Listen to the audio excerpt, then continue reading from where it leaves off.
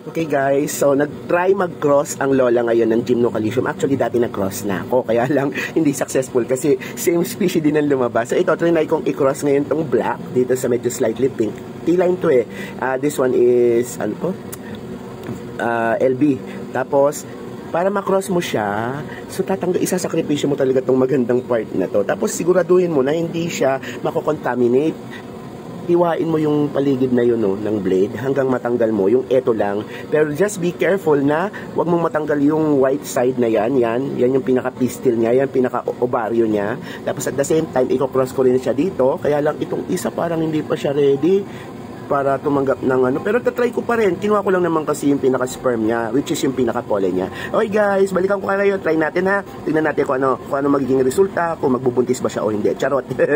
Ayan, nakita nyo to? Ayan o. Yan yung mga similya. Yan ang ipapahid nyo diyan sa pinaka-pistil. Ayan o. Para ma-pollinate siya. Oh. Diba? Tapos antayin nyo nang lumusog yung pinaka ito. Magpuprutas yan. Tapos pag nagprutas siya, mamumula. Magkakaroon siya ng mga seeds. At yun na ang tapos ng ating crossbreeding. Tingnan natin kung matatagumpayan ko to. Hi guys! Flex ko lang. Successful ang ating pollination. Ayan, may prutas na ako. Magkaka-seeds na yan. Lalo na isang laki Hawak ko kasi yung camera tsaka hawak ko yung paso. Pasensya na ha. So, if you want this kind of video na nag-teach ang lola sa inyo kung paano yung mga bagay-bagay sa paghahalaman, please do like, share, and subscribe to your lola's channel. And hit that notification for further update dito sa halaman na ito kung ano mangyayari sa seeds. Okay? Bye-bye!